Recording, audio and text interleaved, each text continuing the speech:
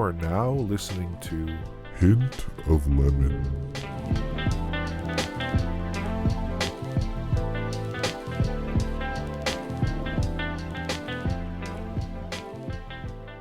Hey, welcome to Hint of Lemon. So today I have a very special guest, as every guest is here. So I've known this guy for all my life, that's for sure, since we were born. This is one of my first best friends, besides my sister. Just since we were kids, we definitely vibed. There's always been something about being around this guy that's just so infectious. Way about him, from laughing to being courageous and bold and brave. Just something about being around this guy is always positive and uplifting. So this guy has always been a go-getter in my eyes, especially. And even though he is a little younger than me, I've always looked up to this guy in terms of just going out and just doing his thing and not giving a shit about what anybody says. And so just how he's always taking an opportunity as maybe as a challenge and always for fun is always something that I've seen this guy do. And I kind of wish that that was more of my case growing up, but just being able to see how he lived in that kind of way and obviously making it work for him has always been inspiring. So I would like to introduce you guys to my cousin, Brian. What's up? Oh, you got a clap track. I like that. That's such a sweet intro. Very wholesome. I appreciate it. Thank you. And you won't hear this in the edits, but I always do stumble because it is hard for me to express my feelings. So I have a hard time talking in that case. You just love me too much. You just didn't know what to say. Yeah, that too. So yeah, how's it going, man? So you're currently in New York City and there's a storm. Tell me about it. So hopefully my power doesn't go out during this. But yeah, it's apparently the biggest storm that the East Coast is supposed to have in like a couple of years. I don't think we got hit as bad as we thought we would. Yeah. But my North Seattle ass is not prepared for this. And have you been there for a full year already or not? Shy of a year. Technically, yeah, it's been a little bit over a year. But with COVID craziness, I was back home for like a couple months. But yeah, in terms of having a place in New York, it's been a little bit over a year. Yeah.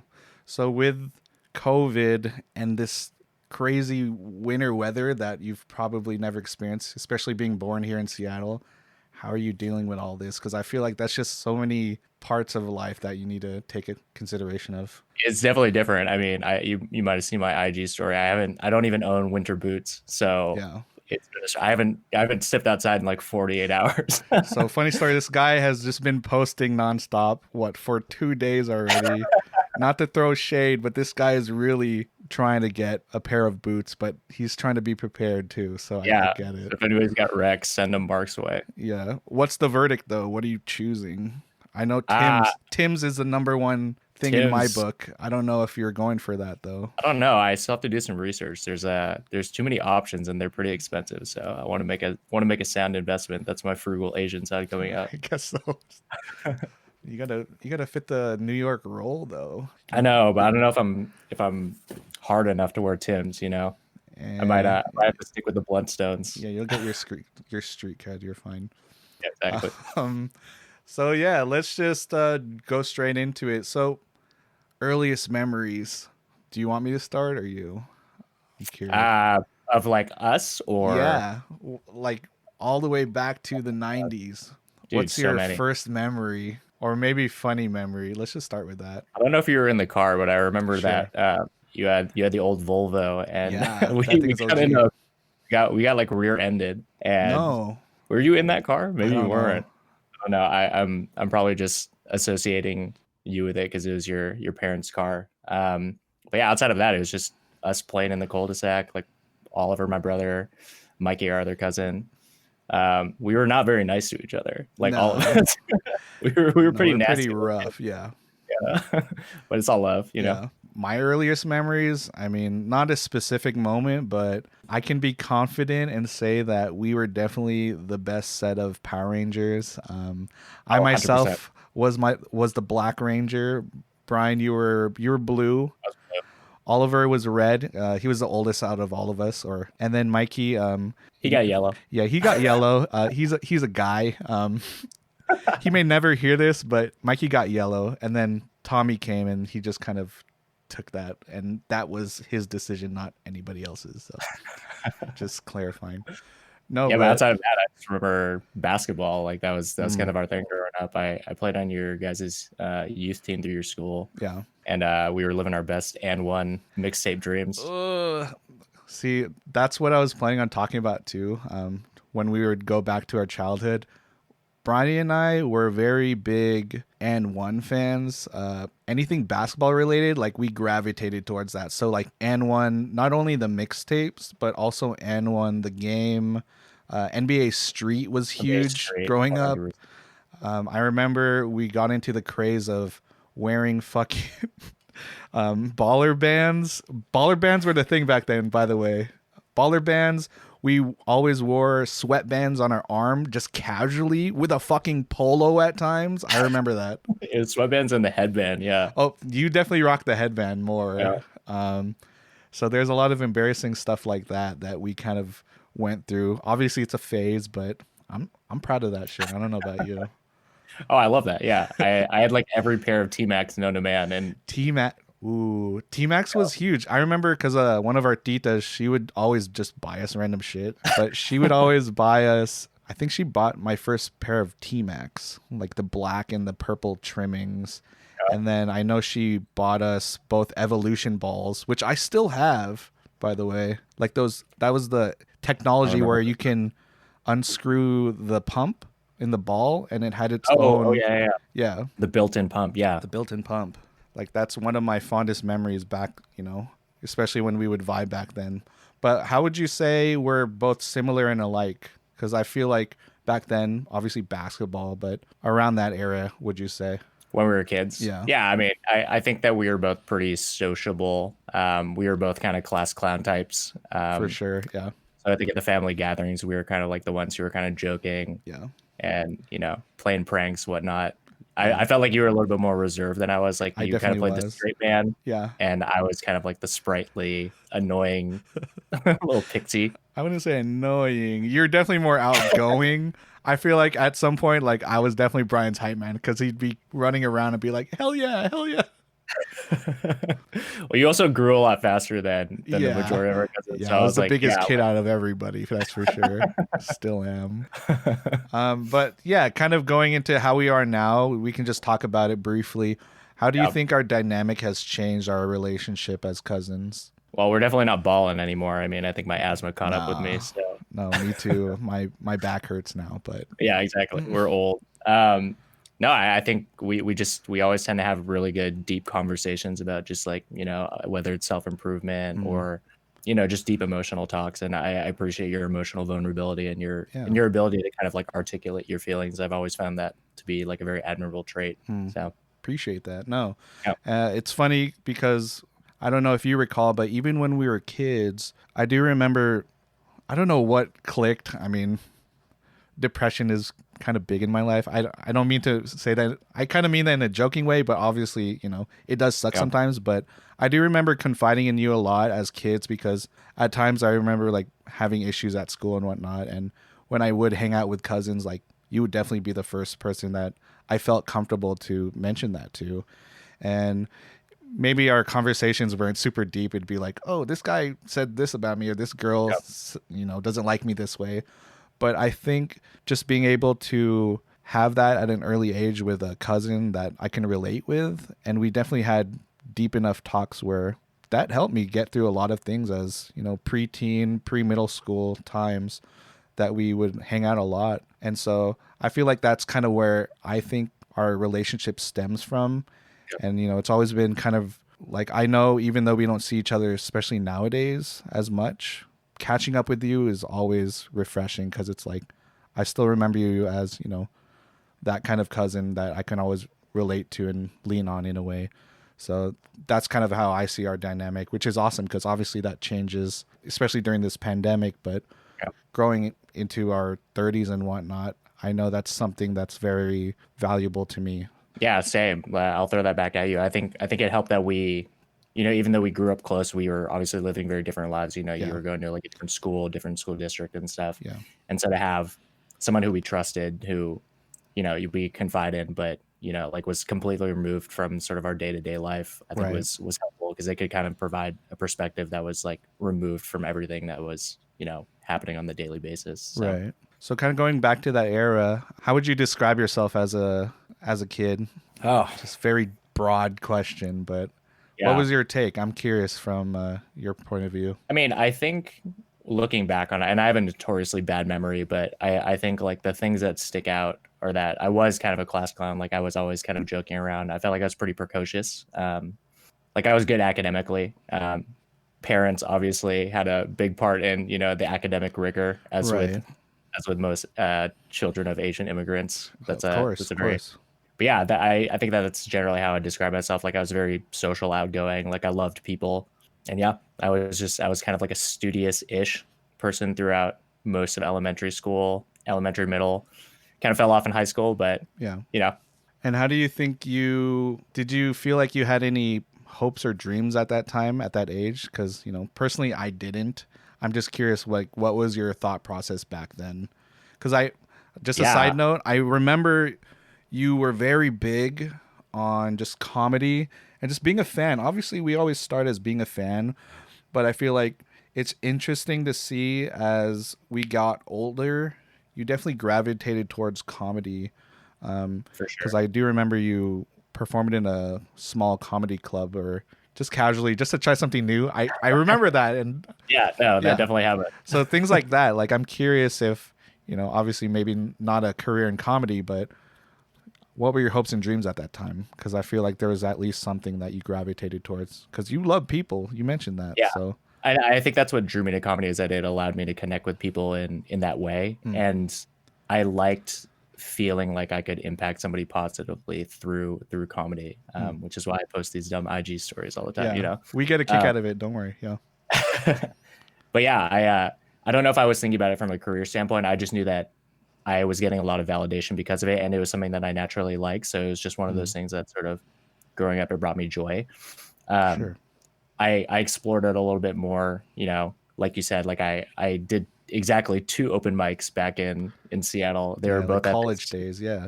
Yeah, they were both at an old Thai restaurant, and the first one went well, and I was like, cool, this is great. Second time, I tried to go up on an empty stomach, and I took a couple drinks beforehand to steady my nerves, and I got heckled. Idea. Oh, really? Yeah, yeah. And it was funny because, like, I mean, we're new to the scene. It's like a Sunday night at like 11, which is when like the free open mics are, where you can just get up and practice your stuff. Yeah. And again, it was at a Thai restaurant, so they're like, "Coming to the stage is Brian," and this guy was like, "Boo!" and he throws an egg roll at me. Oh, fuck. And it just hits me in the chest, and I'm bewildered. I'm like, I don't understand. You don't even know me. Yeah. Like, I'm nobody in this scene. So yeah, first open mic went well. Second mic, dreams dashed, and never did it again. Yeah, I did not hear about that part of the story. I just thought it went well. Maybe I should have checked in back then, but no, that's interesting. No, but I mean, just kind of looking at that, I mean, just taking a couple steps back, it's kind of cool how you still had the same outlook and just the same approach. Like you always just took it as a challenge, like, hey, why not? Let's try this. It's something new, something somewhat familiar. And, that it's just cool to see how that resonated today. Yeah. Yeah, it took me a long time to really build up the courage to do it. I remember me and my friend Alex, we were preparing for it for like months. Like we'd just be writing bits every single day. Yeah. And finally, we felt like we got to a place where we had enough stuff to go up. And it's only like 3 minutes, so it's not a big deal, but just like getting over that hump.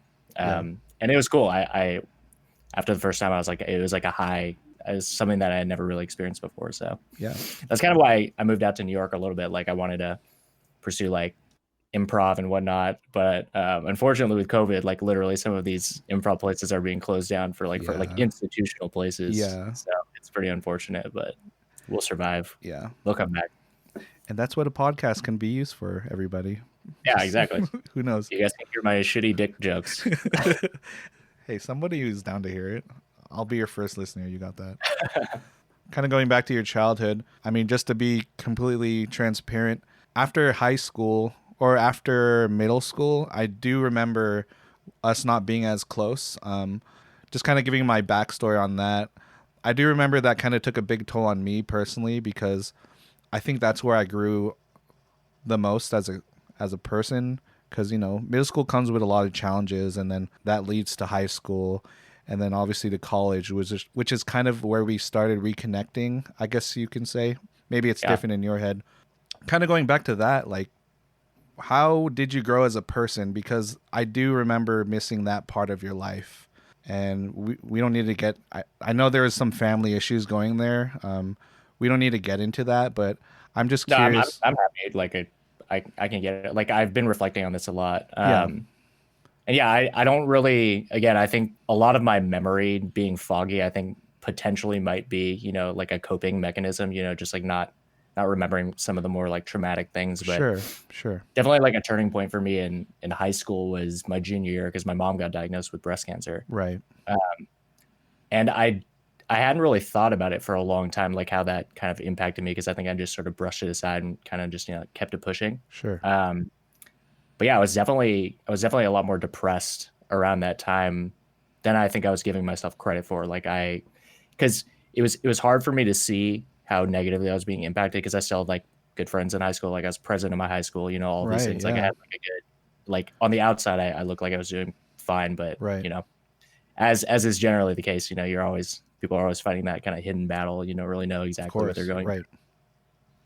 And it was tough. And we'll probably get into this later, but like I was revisiting that stuff when thinking about like what are all the things that kind of held me back, or like what are some of the mental traps that I keep falling into that have kind of more or less like hindered me from getting after what I want to get after. Right. And that was definitely a part of it, of like reflecting back on that time period and like figuring out like what exactly is this trauma? How do I process these emotions, etc. Right.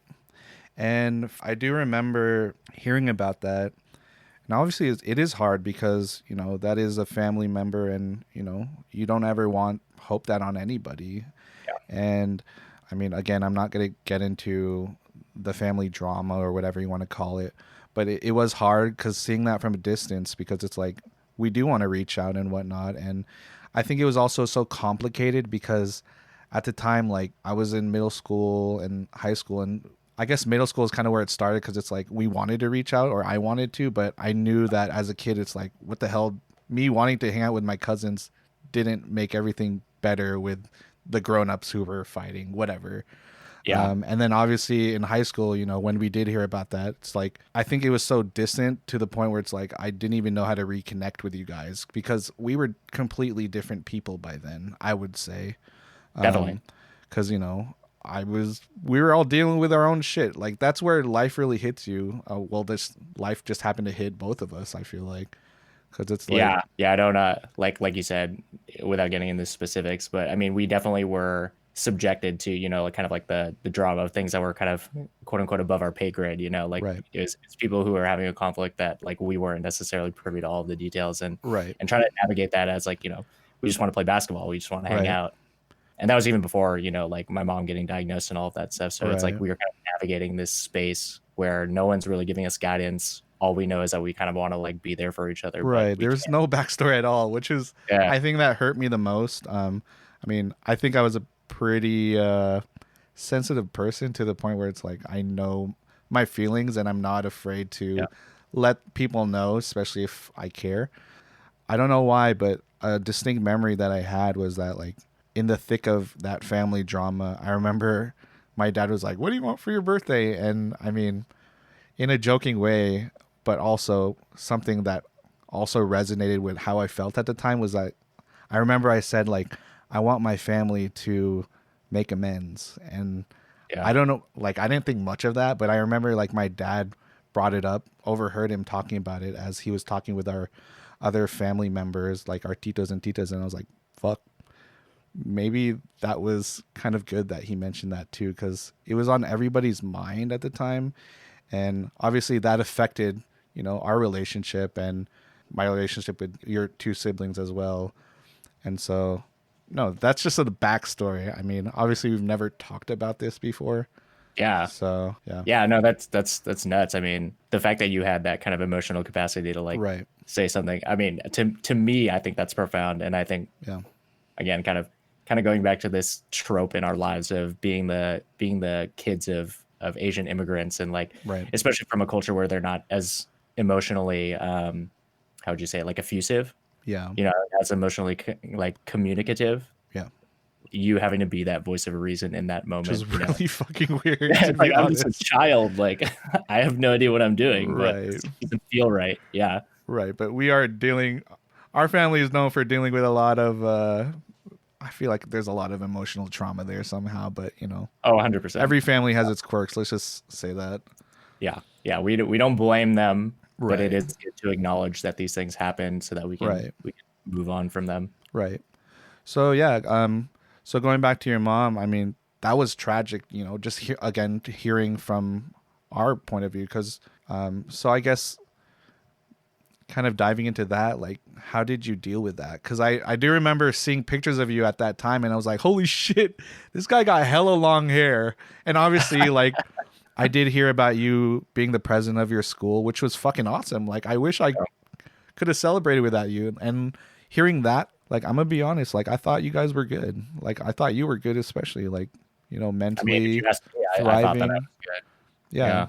So yeah, what was take me from then there to college and where we are now? Yeah, it's interesting. I'm trying to do this from two perspectives, because I feel like recently I've thought about that time period a lot differently. I think if you asked me in the moment, I mean, like you said, I grew up my hair, kind of went through My Chemical Romance phase, like went super emo, which, like, to me, I was just like, yeah, no, I'm just getting into new music. But I mean, if I'm being objective and looking back on it now, it's probably like that was me just trying to cope with things. For sure. No, yeah, it's real. Sense, you know.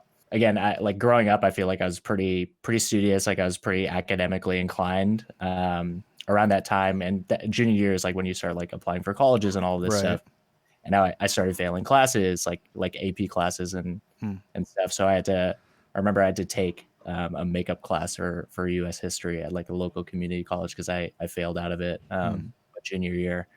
And I remember writing my teacher a note. Like, I was just like, hey, I hope you don't think that I like was disrespecting you by like not doing my work. It's just like I'm going through some shit. And then I saw him the next year at like picture day. And then he shook my hand. He was like, hey, I didn't realize that all of that was going on. So yeah, like, those were the things that I didn't give it the weight in the moment that I think it probably deserved. And because of that, I think I kind of was just, I just kind of kept it pushing. I think there was like a lot of emotional numbing going on, for sure. I remember when my mom was getting her head shaved by my dad, like after she started chemo and stuff, and like I was like, can't deal with this, so I just kind of walked by. Just made it more real, I'm sure. Yeah, and I think that's where we'll kind of go back into, well, when we go forward, I'll kind of reflect back on this, but of this concept of, I developed this defense mechanism, coping mechanism, whatever you want to call it, of like when shit gets hard, you kind of just shut down. You just like, you can't get hurt, you know, if you're not feeling anything, right?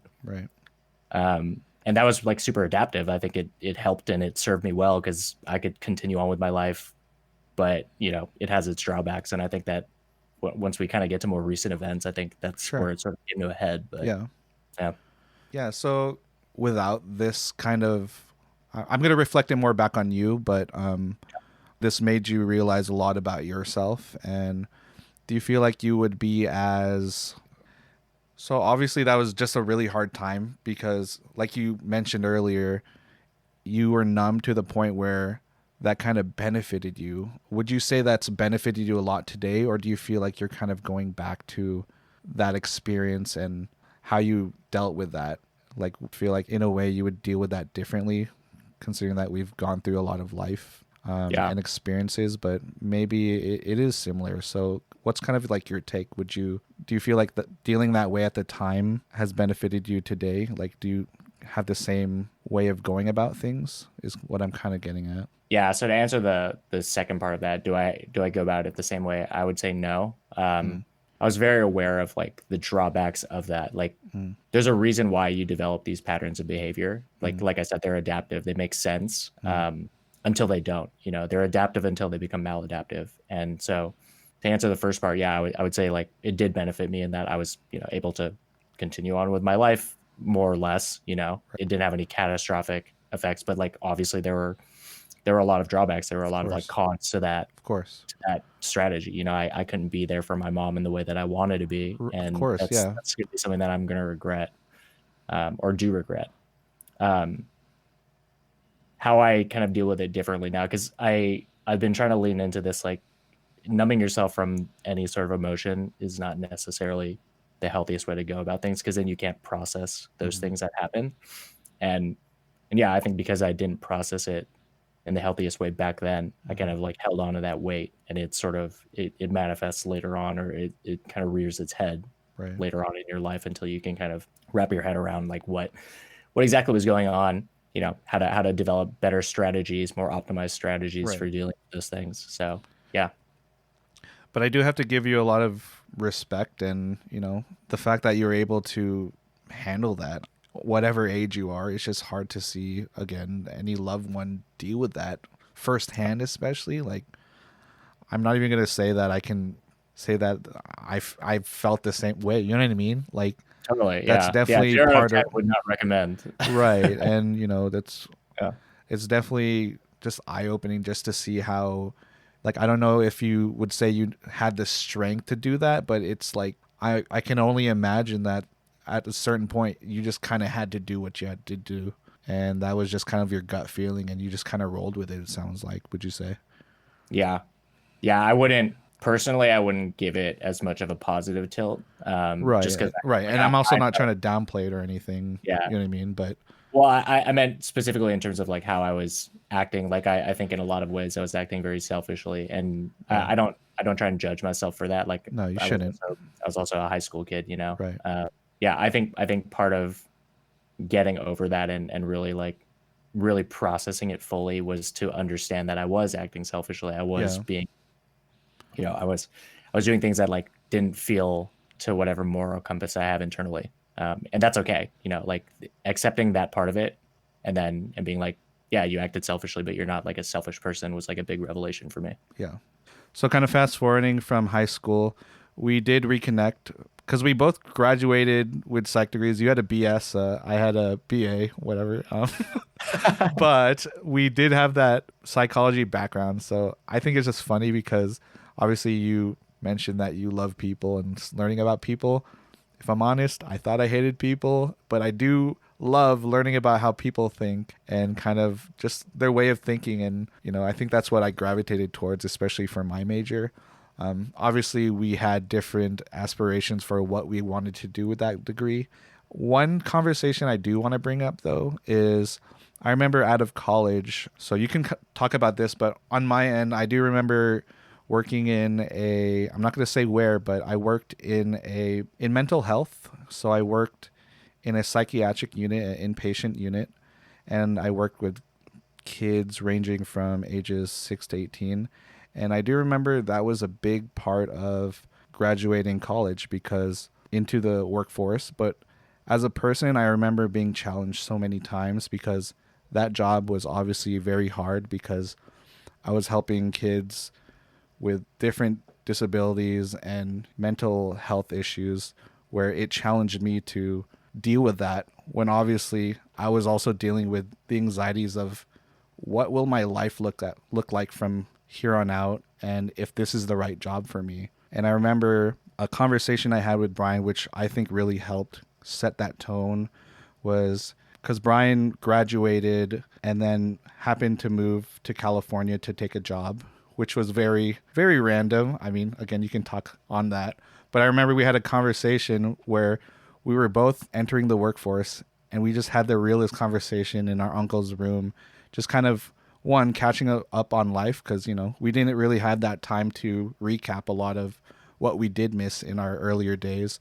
But also, I think that's one of our biggest connections where not that we had a sulking moment, but we were definitely able to connect and kind of resonate with the idea that like this is what life can be. Like these are our hopes and dreams, and we're not quite sure if this next opportunity that we're both taking in our careers could help us or break us. But like I just remember that idea was just fresh in our minds. Like this is where we're at. Like how are you dealing with it? And he'd ask me the same thing. So going off of that, kind of take me through that process of moving to California for a new job and leading up to our conversation, if you do remember that at least. Yeah, I mean, I think I remember it vaguely, but I like in general, my sort of journey to California was kind of like you said, it was a little bit random and a little haphazard in many ways. So for context, I worked in a lab at my college, and the principal researcher there, who I was like a research assistant for, she went on to be a researcher at YouTube in California. And so I graduated. We were working together over my senior summer, and after I graduated, I was thinking about like, what's the next step? Do I want to do a PhD in psychology? Like, I didn't really know exactly what I wanted to do. And I remember very vividly sitting in my bed, just like, it's probably like 3 in the afternoon. I haven't even gotten up for the day. I'm in my boxers, and I get this email from my mentor, and she's like, "Hey, I've got this job in California at YouTube. It's a contract position. Let me know if you want it, and you can interview." Yeah. And I was sitting there with like no prospects, like no future plan. And I kind of just had this, and it was probably like, yeah, like a good 6 to 8 months after graduation. I'm just kind of like, well, what do I have to lose? Like I just had this moment where I was kind of like, well, like, why not? What's the worst that could happen? Just curious, just side note, was that your first initial reaction to it? Like what kind of went through your head at that point? Because I know I would have reacted differently, but I'm curious. What was your Yeah, that's a take? good question. I mean, I don't know if I'm looking at it with rose-colored glasses. Like, I think Sure. I definitely talked to my family about it. I know I really liked working with this mentor of mine. She's still like a close friend and someone who I look up to. And yeah, I was just like, it was like a combination of things. It was like, this person I really admire. I want to work with them. The opportunity was something that I was like, I'm stumbling backwards into something that could be really cool. Sure. And it was the prospect of adventure, like living in California, living somewhere else. Right. So I think after I had a talk with my family, I was just like, I don't know, should I do this? And they're like, yeah, why not? Like, what else are you gonna do? Yeah. So it was kind of like, it was a no-brainer in the sense that like I didn't have to weigh it against anything else. So once you did move to California and you got settled with our uncle and their family, how was just adapting not only in a new state but in a new job? Yeah. That's a lot to take in because, you're just you're a Seattle boy and you just you took your bags and you ran with it. And from my perspective, it was interesting to see because again, I didn't really get the backstory of what was going on because the next thing I heard, you're just kind of like, oh yeah, I'm moving to California. I'm like, oh, what? Yeah. And so I didn't really know the plan, obviously, but that makes two of us. Yeah, but which is fucking badass. But fast forward a couple months later, like you're already settled and you're just going full sprint in this new job, this new journey. And that was really fun to see because obviously I was dealing with my own stuff and trying to figure out what I was doing. But it was interesting to see because it's like, oh, dang, this guy looks like he really knows what he's doing. And I didn't know what I was doing. I feel like a lot of people don't really know what they're doing after college. So maybe you can kind of speak on behalf of that because. Yeah, no, I mean, I think that's an important thing to note is that you, at least from your perspective, it looked like I knew what I was doing, but I really didn't. And I'm not going to sit here and say that nobody knows what they're doing. Plenty of people do. I just, me personally, there wasn't much of a plan. It was like, there's an opportunity here, see where it leads you. Right. Again, I did have the benefit of like living with family and they were letting me stay rent free. So like I had a really like nice, easy cushion of a transition. And I was super thankful for that. Yeah. I mean, it was definitely a lot to get used to, just like living in a different state, like not having outside of like, our cousins and stuff and my uncle and aunt. We did have some other cousins who were in the Bay Area at the time. But yeah, they're pretty far away, and I didn't drive. Yeah, I didn't have a license, so it's okay. We don't need to talk about that. You're fine. I don't mind. Like I was a late bloomer in all aspects. But yeah, it was cool though. Like working at that company, like it was a trip. Like something that I wasn't really planning for, and it was just like this kind of blessing that kind of got dropped into my lap. I was like, this is great. Like I'll make the most of this. And I do remember catching up with you a lot at that time because, we were kind of doing our own thing in our careers and whatnot. And one thing I do notice was that here's something just to throw out there. My perception of you has always kind of related back to when we were younger. And obviously we were completely different people at that point. But what I did mention right off the bat was that you just really started getting into self-help and just kind of getting your mind right and figuring like you were reading a lot of material, as well as our conversations would go towards what are you doing to, reach this goal, or like how are you dealing with anxiety or whatnot.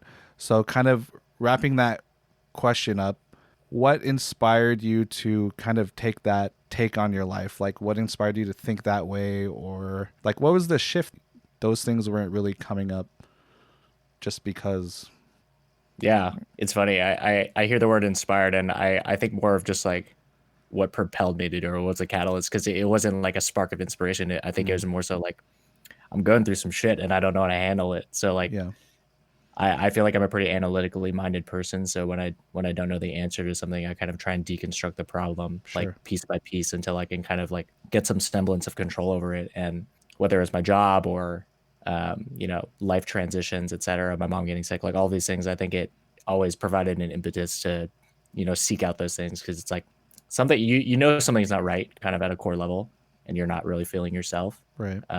And yeah, you kind of just want to like, get right, so to speak. And Right. and those things tended to help. I don't know if I was really engaging with the material as like maturely or as effectively as I would now, but Sure. I think it helped, piecemeal along the way. Right, but there was definitely, I noticed there was a drive in wanting to do better for yourself. Maybe that does come with age, maybe that does come with life circumstances, but no, I was just curious if anything kind of led up to that, and then how has that benefited you, as life kind of goes on. Yeah, I think it's a combination of I was naturally interested in these things, like going back to me being just like a young child, like I was always curious in like what made people tick, like Right. what made people do what they do, say what they say, etc. And yeah, so I kind of gravitated toward that. So seeing it in a more formal or kind of scientific based approach was interesting. And I think that's why I was drawn to psychology, because it was like there are reasons for why all of these things take place.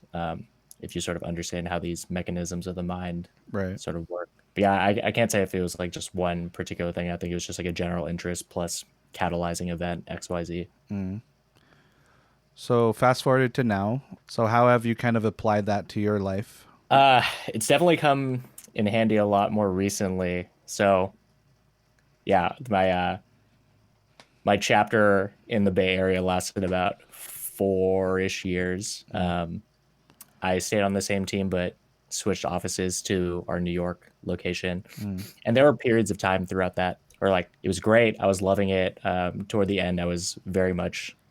I had a couple cycles throughout that 5-year period where I was like pretty unhappy with the job, and it kind of came to a head this last August, where I was like, I think it's time to call it quits, and I did. I left my job, and that it's funny looking back at it, like that actually wasn't that heartbreaking to me, because I think I was kind of over it for such a long time, and like I was struggling with this concept of it's a really good company, really good job. Like on paper, I should be happy, Right. but I wasn't. Right. And that was really tough. And I felt trapped in that regard because I didn't know. Yeah, like it sucks to not know why you're unhappy when you have quote unquote every reason to be happy. And yeah, so just a couple weeks after I left my job, I got a text from my mom saying that our Uncle Bob, the one who I lived with in California, he passed away. Right. And I remember at first I wasn't like, I didn't have an immediate reaction to it. I think I was pretty calm. I was sort of like, oh, what time did it happen? For context, like he had like long-standing health issues. He was pretty old. He's suffering for a very long time, unfortunately. Yeah. And I'm not like a big crier in general. I mean, kind of going back to the emotional numbing, like I think that was kind of my emotional coping mechanism of choice. Right. So it took me a while to kind of have it hit me. And the fact that I wasn't working, like I didn't have an 8-hour job to kind of preoccupy my attention, preoccupy my mind. I'm sure. Yeah. So one day I was just like, in the, like the weeks following that, I started writing about him. Like we were actually really close. I kind of, I guess taking a step back to kind of give context on like who he was to our family and stuff. Cause I think it's kind of important. Like he's like the oldest of all of our dad's siblings. He Yeah, was the first so one to come to the States. yeah, so our dads are, to give you a picture of our family structure, our dads are one of 10 siblings. Both of our dads are the younger ones, but the eldest is Uncle Bob. Yeah, you kind of said this earlier, but he basically paved the way for our whole family, partially moving here to America because he Yep. was in the Navy, and that kind of trickled down to everyone else moving here eventually. Your living situation is that you live with them in California.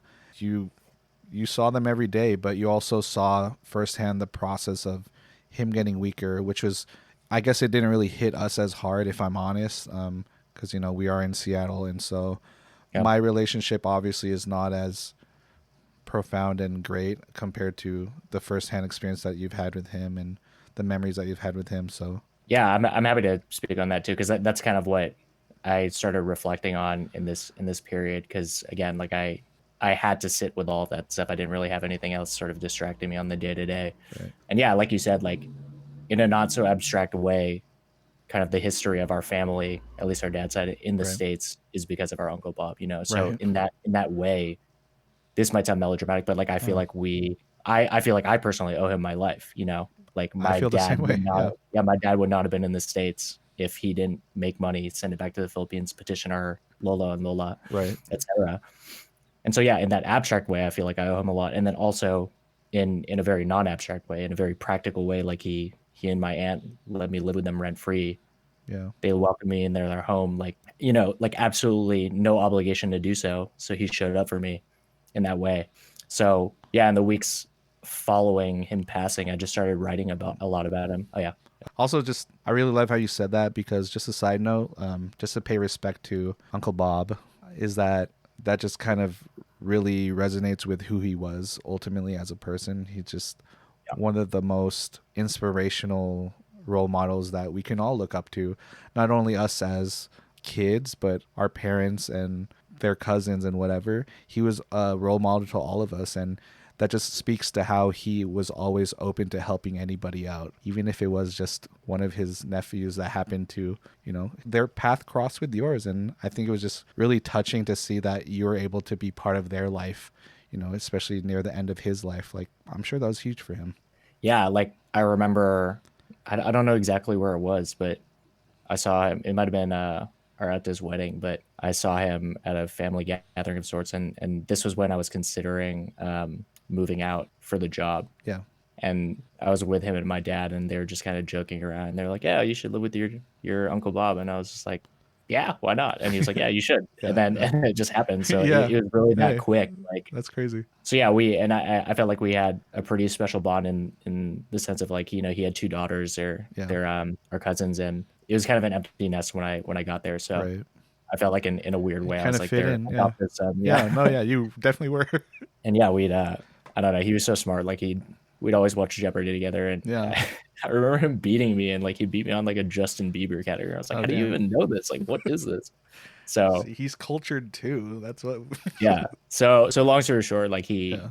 he meant a lot to me. Yeah. And yeah, kind of going into the sort of, I guess, darker, like uglier side of this is Sure. it was similar to my mom. Like it was kind of that same process of like I would see him getting weaker. When I first moved there, like he still had pretty good mobility. Right. And I lived with him for about a year and a half. And Right. but toward the end of that, like he couldn't go up and down the stairs, and like they've lived in the house since like I don't know, like the 70s, 80s, like Yeah. really early on. Right. So there was no real like retrofitting of that house to kind of get him upstairs and whatnot. Right.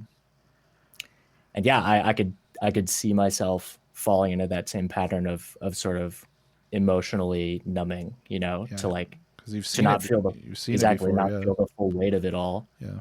And yeah, so I moved out. I moved in with a couple dudes who worked at the same company as me, and we kind of lost touch. And again, I think that was partially, just me keeping busy, but also partially like me not necessarily wanting to confront, Of course. all of that stuff, Yeah. that I really care about this person, and it's hard for me to show up in that way because I just don't feel like I'm strong enough, and that really kind of ate at me.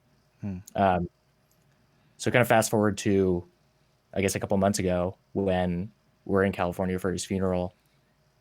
And it's, I mean, even leading up to that, it was just so weird. Like our family trying to plan this on Zoom, like kudos to our cousin.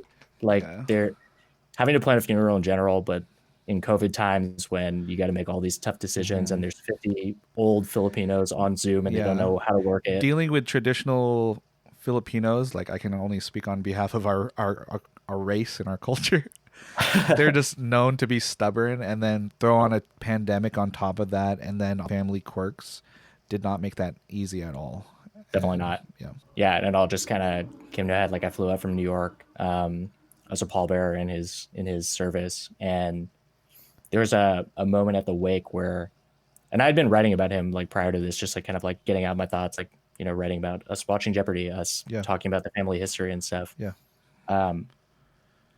And the priest was like, does anybody have any words to say at this time? And I couldn't move. Like I wanted to stand up. I didn't even have anything planned, but it was just like, I know I could feel my heart beating in my throat, and I was just like paralyzed. And yeah, that was really rough. Like I was just like, I really hated myself in that moment, to be quite honest. Like, yeah, it was everything. It was everything coming back of, I'm that person who can't show up when it's hard, you know, especially for this person who showed up for me when I needed him, and how he's always showed up for people in our family. Sure.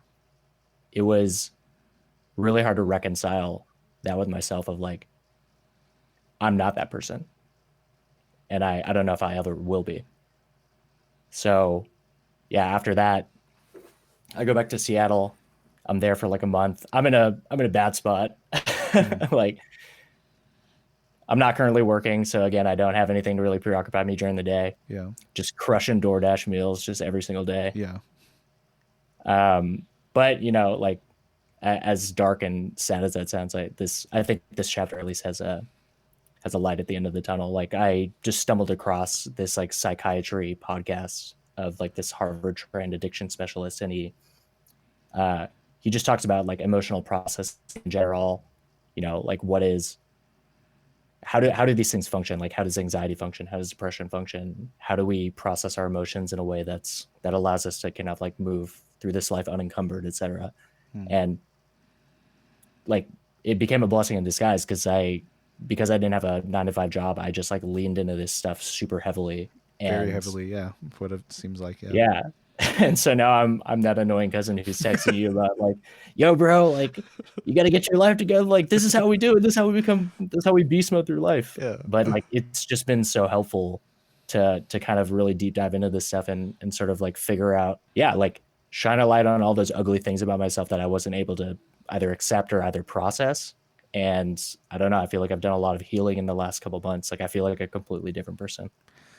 So we'll go into that, but kind of going what you said earlier, I just kind of want to acknowledge the fact that you're able to see your life in seasons, which is, you may not think much about it, but I do know that is very healthy, and I think it helps a lot because what I'm saying is that life could have tainted you to the point where you're just angry every day and obviously just try to sabotage not only others, but just yourself and your relationship with others. So I'm very glad that you didn't take that route in life. But in terms of seasons, I think it's just great that you're saying that because that resonates with me because I do remember just relating to my life that you think that when something does happen, it's going to keep happening over and over again. But the fact that you're able to label it as a season kind of lets you think and view it as, you know, this is happening. It sucks. But within every season, things change, and being able to label that as a season of your life is just very powerful. And so from there on, you did mention that you have learned a lot about yourself and whatnot. So if you can kind of jump into that, because I feel like you've definitely are taking, the thing is that a lot of this stuff is fresh, and I guess we have a lot of things that are unresolved. I mean, I'm not just, in your case, it seems like it is arising again, but how are you dealing with that, especially learning all through different books and podcasts, Twitch streamers. So how are you applying everything that you're learning right now with everything is fresh in a sense, but how are you dealing with it and using it to benefit yourself ultimately? Yeah, that's a good question. I mean, there's been so much. I think some big revelations are regarding kind of like compassion toward myself. Like I have a very anxious mind and a very pessimistic mind. So when you're talking about how like you're glad that these things didn't taint me, like I agree. I don't think overall it did, but I think throughout several stages in my life, I was very cynical. Like I was always assuming like, well, I was always waiting for like the other shoe to drop, like things are good now, but they're not going to stay good. And that's kind of I don't know, that's like a really hard way to live your life, like always waiting for things to go sour instead of just enjoying it for the moment. And I think a lot of that was connected to this sense of, like, I might be good in moments, but overall I'm kind of a bad person. Like I didn't have a lot of compassion for myself, specifically because of like these sort of traumatic events where I felt like I didn't show up for people who I wanted to. Um, so I think a big thing, like a big self-improvement step for me was taking a step back and like looking at those events in my life where, I didn't feel like my best self, and acknowledging it, accepting it, like not judging myself. Because I think the dangerous thing that happened with that is that I internalized this belief of I'm that person who can't show up when it counts. And I mean, I don't want to toot my own horn, but I feel like if you ask some of my friends, like I'm generally the person who they come to for advice and stuff, and I can be there, but like it didn't feel like that to me. So I was discounting all of the good work or the good things that I could do for people because of this internal dialogue that I was just like giving myself, and I convinced myself was true. So being able to look back on those events and just sort of look at it for what it was, process those emotions, and then sort of move forward. Now I feel like I'm a lot more resilient because some days you're not going to have it, like you might want to show up, but you just can't for whatever reason. And then just telling yourself that that's okay, that allows you to kind of like show up the next day, or it gives you the opportunity to do so. Whereas if, you're hard on yourself that first day, Right. then that just becomes your destiny for the rest of time. Right. And so that was kind of me breaking out of that cycle. Yeah. Just from there, understanding what confidence is, which is like the prevailing belief that like no matter what happens, you're gonna be okay. And that starts from within. Like you have to really tell yourself that like, yeah, today wasn't that great, but it's okay. You're gonna survive. So yeah, that's we'll see how this pans out. Again, that's me being the cynical part of my brain, but no, and I think the best part about this, I mean, with respect to what has happened in your life, is that a lot of this stuff is fresh. And this podcast, I mean, just taking a step back, isn't looking for answers necessarily. And the fact that you're working on yourself as of right now is very humbling, because this isn't meant to be a storybook ending, and you just happen to be in the thick of things. I do hope you continue to work on yourself and figure out a lot more things that you think would benefit you. And I think it's just awesome just to hear it, because there's so much that has arisen in, what am I saying? Like the fact that you're able to just deal with everything now, and it seems like you're up for the challenge of growing as a person. I think it's great that you're taking it upon yourself to find that healing. Because, whatever is inspiring you to do that is just something very powerful. You don't need to tell me what necessarily, but I think it's just very powerful to know that you're willing to change yourself and to patch those holes per se. Yeah. And I don't even know necessarily what that thing is, like I'm not necessarily moving toward a target. It's just kind of cultivating an awareness for where you're at and being honest with yourself. Cause a lot of this is like understanding if it's like your authentic self speaking versus your ego. And I think for a lot of my life, whether that's just because of like the expectations that our parents put on us regarding academics or like career, etc. Like again, very, very classic immigrant child problems. Like I think we suffer a lot because we're thinking about what we should be or where we should be at, as opposed to focusing on where we are in the present moment. And like right now, I can objectively say I'm an unemployed person sitting in my New York apartment, and like that's fine. Like I'm okay with that. I'm at peace with that, and I think that's allowed me to tackle whatever comes next with a much more positive mindset, than kind of working from this framework of I'm not enough or I need to be doing more. God, there's so much value in having that kind of mindset, and if I'm honest, I'm a little envious. Just to let others know a little bit about my journey, like I have been unemployed, and I do remember that it is very different experiencing that firsthand, and that does come with a lot of challenges, not only financially and all those things, but obviously mentally. Like I feel like I have degraded in a certain way when I was unemployed because mentally I wasn't there. But I mean, again, not to be too sappy, but you have to be in a dark place, I believe, to be able to realize what you do have and then kind of grow from there. That kind of turned me into a very sour and bitter person, but I kind of took it as a challenge to, better myself. And reflecting this back onto you, like you've taken that responsibility to be like, hey, I've sulked. I've taken that time to be down, but it seems like you're picking yourself up pretty well now. And even taking a couple steps forward and a couple steps back, the fact that you're still moving forward is still something to be proud of. Yeah, I think an important distinction to make, like talking about what you were talking about earlier, is I think people are kind of scared to like look at these sort of more negative seasons or events in their life because they're like, I don't want to sulk, I don't want to, I don't want to like pity myself, and that's totally fair. Like I'm not advocating for people to just sit and like wallow in self pity. Like that's not productive. Sometimes, I mean, in my defense, sometimes it's okay to have that, but within Yeah, reason. exactly. Like you don't want to sit in that and then like have that just be like your status quo. Right.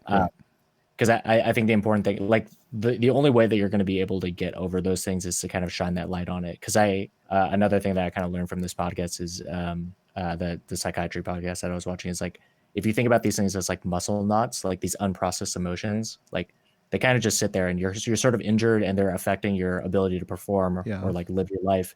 And you're not really thinking about them on the day to day. You kind of know that something's off. Like there's like this pain in your back and only until you can kind of like figure out where that's at and sort of massage that knot out. Yeah. And that only happens when you kind of like give it awareness. You kind of like hone in on where it is, what it is, how much pressure you need to apply.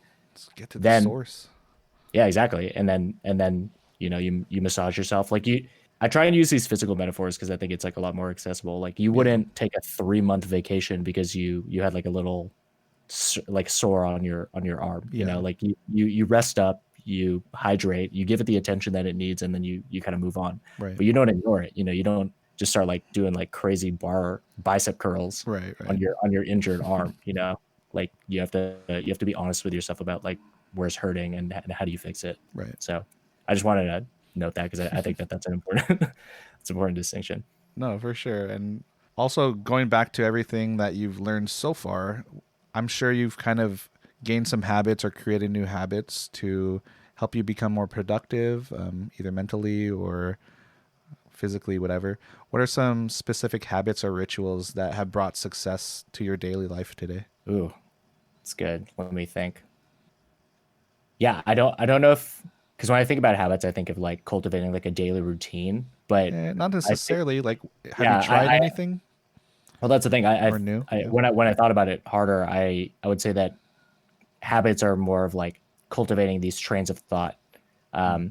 Like whereas before, I think I had like a pretty negative self dialogue of like, oh, you didn't do that thing. Gosh, you're such a procrastinator. What a piece of shit. Again, it goes back to this like, that's okay. Like give yourself a break from time to time and don't hold yourself to such high standards that no matter what you do, it's not enough. Are you saying like catching yourself mentally? Like yourself? For sure. Yeah. Like I think those thoughts, like the things that we tell ourselves, like it's hard enough to be successful in your day to day without beating yourself up all the time. For sure. And like, I think you and me, we definitely are like, we're very hard on ourselves. Oh, we're the master of self-degrading jokes. Exactly. Yeah. We'll make ourselves small because it's like that. Then it's like, whatever you get, it's like, that's what you deserve. So that's another like coping strategy. It's like, oh, well, if you don't think you're worthy of great things, and when you don't get great things, and it's like, well, yep, that's what I expected. Right. Self-fulfilling prophecy. That's what it is. Yeah. Exactly. So I've tried to catch myself on those moments where I'm like, that's not for you. It's like, I don't know. Why not me? So I think that's been a helpful little mental shift. So I'm just going to jump straight into what I call hard hitters. So these questions are very broad, but it's kind of recapping what we've probably talked about already. What's one life event that you're most thankful for? So many. Maybe something that's helped you grow beyond what you thought you were, or maybe something that encouraged you to pursue something in life. This can really be anything. Yeah, this is probably recency bias, but I'll just say, like, when I when I decided to leave my job, it was like a pretty empowering moment for me, as like paradoxical as that sounds, because I probably, a version of myself could have made that decision like several years ago. But I was kind of scared. Like, I was like, I don't know what's going to happen next. So to actually make up that decision and be like, this is, trust yourself. This is the right decision for you. Like, I was thankful that I had faith in myself, because I think that that's the kind of confidence that I've kind of lacked throughout my life. So yeah, I was thankful for that in that sort of weird, abstract way. If you had one opportunity, is there a part of your life that you would like to relive? I feel like I'm so annoying with these things, because I'm like, I want to know all of the stipulations. I'm like, is the rest of my life started over from that point on? Like, do I have to live out or can it just be like that moment in time that I get to relive? Just any moment. I don't know. This is kind of a cop-out answer. I like childhood moments, just because they're carefree, and you don't really feel the existential weight of everything around you. Of course. Yeah, I don't know. There's so many. I mean, I'll stick to our childhood memories, like Sure. like literally just us in the cul-de-sac, like biking around, like shitting on each other. Yeah. Super fun. We would bike. We would just like throw basketballs at each other, shoot around, everything. Yeah. Yeah, I have more colorful memories, but Yeah. our parents probably don't want to hear about those. Oh yeah, probably not. What are 3 things you are most thankful for right now? I mean, I'm thankful that I'm in an apartment right now. Like, it's pretty damn cold outside. That's a privilege that I don't take for granted. Thankful for video technology that allows us to see each other, high speed internet, that we can connect even by being separated by an entire country. Gosh, I feel like I'm so shallow right now. I'm thankful that I'm drinking beer right now. No, these are it's a real. Friday night. Yeah, it's Friday night, and I'm Yeah. enjoying myself. I'm getting. There you go. You're letting your hair down, even though Yeah, your hair's short, but all right. If you can recap your whole life journey at this very moment, what's one lesson or piece of advice that you would give someone who's gone through a similar struggle, or maybe facing the same kind of problems or ongoing issues?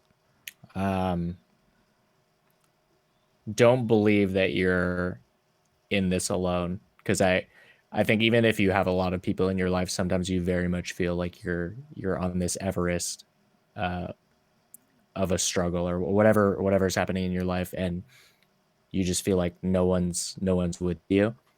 Like, take that opportunity to kind of seek out people, whether that's online or in person, etc. Like, there's someone who cares, and is willing to sit on that mountain with you while you figure it out. Yeah. Just to add on to that too, it's just very real knowing that, when you're in that low point, that's where you start. I think it's okay to be vulnerable and reach out for, help, or just having company too. Like, that's a big thing, especially when you're really searching for that. I don't know. Yeah. Come on this podcast. Talk it out. Oh, yeah. A lot can come to light in here, I'm sure. And then what piece of advice would you give someone who hasn't fully pursued their passion or goal, or just potential in life? Oh, this isn't going to be quick, because I think where a lot of suffering comes from is feeling like you have so much more that you need to like get accomplished. Like, so what I would tell that person is to kind of just like look inwardly, meet yourself where you're at. You can't run a marathon overnight. It's huge. Yeah. Celebrate the small victories, and also give yourself a pat on the back from time to time. Like, don't be so hard on yourself. You don't need to. Rome wasn't built in a day, so they say. Oh, damn! Mic bars. Mic drop. thanks for listening, and major shout out to Brian just for being vulnerable and inspiring us to create the best versions of ourselves. A lot that was talked about in today's episode was not easy, but I definitely want to just say respect and much love to Brian for being able to share all of that. I'll see you in the next one. Peace.